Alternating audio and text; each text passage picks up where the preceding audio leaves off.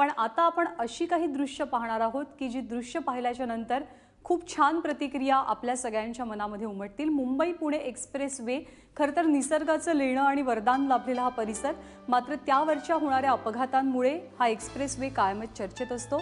पावसाळा सुरू झालाय आणि त्यामुळे एक्सप्रेस वेचं सौंदर्य पुन्हा एकदा खुलून आलंय। माझ्याच्या प्रेक्षकांसाठी खास ड्रोन कॅमेरानं टिपलेलं हे सौंदर्य आम्ही आपल्याला दाखवतोय। अतिशय विहंगम अशी ही दृश्य तुमच्या आमच्या डोळ्याचं पारणं नक्कीच फेडतात। हे ट्रॅफिक आपण थोड्या वेळासाठी विसरून जाऊयात, परंतु जे दृश्य पाहायला मिळतं एक्सप्रेसवेवरती, हा रस्ता पाहिल्यावरती विश्वासच खरं तर बसत नाही की हा एक्सप्रेसवे आहे। कुठल्या तरी परदेशातला एक सुंदर चकचकीत रस्ता असाच हा रस्ता आपल्याला भासतो। आपले प्रतिनिधी नाजिम मुल्ला सध्या आपल्या सोबत आहेत। नाजिम, खूप सुंदर दृश्य आहेत आणि खरंच ही दृश्य पाहिल्यानंतर हा खरोखरच एक्सप्रेसवे आहे का असाही प्रश्न पडतो। निश्चितपणे ड्रोन कॅमेऱ्यानं हे सर्व जे आहे ते शूट करण्यात आलेलं आहे।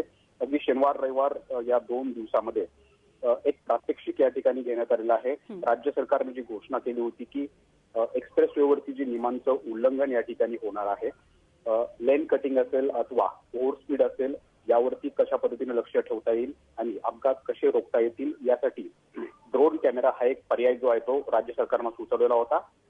त्याच पद्धतीनं एरियल मॅपर ही एक पुण्यातली कंपनी आहे।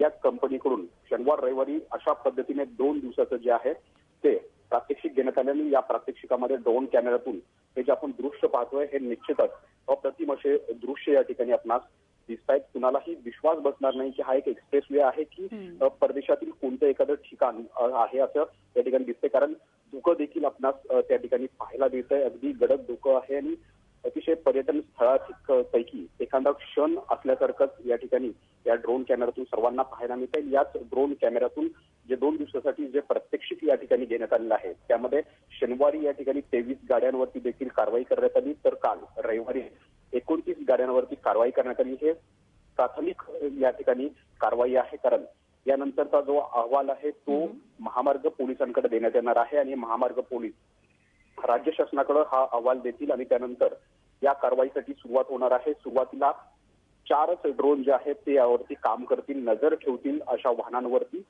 पुणे मुंबई रस्त्यावरती 2 अशा प्रकारचे ड्रोन लावण्यात येतील, तर मुंबई पुणे रस्त्यावरती 2 असे 4 ड्रोन असतील आणि पुणे मुंबई रस्त्यावरती जो कुणी वाहनांच्या नियमांचं उल्लंघन करेल त्यांच्यावरती खालापूर टोल नाक्यावरती कारवाई करण्यात येणार आहे। तर दुसरीकडे मुंबईहून पुण्यावरून जे वाहतुकीच्या नियमांचं उल्लंघन करतील त्यांच्यावरती पुढचे टोल नाक्यावरती कारवाई करण्यात येणार आहे। ज्यावेळेला हा ड्रोन कॅमेरामध्ये वाहतुकीच्या नियमांचं उल्लंघन करणारी गाडी आढळेल, तो फोटो जो आहे तो थेट या टोल नाक्यावरती पाठवला जाईल आणि त्या ठिकाणचे जे महामार्ग पोलीस आहेत ते यांच्यावरती कारवाई करतील आणि अशा पद्धतीने ही कारवाई जे होणार आहे, राज्य शासनाने जी घोषणा केली होती त्याची हे प्रात्यक्षिक या ठिकाणी सुरू आहे आणि या प्रात्यक्षिकांमधूनच हे दृश्य आपण या ठिकाणी पाहतोय जे अतिशय अप्रतिम असे दृश्य आहेत, अतिशय सुंदर असे दृश्य आहेत। हे दृश्य जे आहे ते एक्सप्रेसवे आहे असं दर्शवतच नाहीये, तर एखादी परदेशी रस्ता असेल आणि त्या वाहनांवरती नजर ठेवण्यासाठी, त्यांना शिस्त लावण्यासाठी या ड्रोन कॅमेराचा आता वापर होणार आहे आणि त्याच्याच माध्यमातून टिपलेली ही विहंगम दृश्य आपण एक्सप्रेसवेची पाहतोय।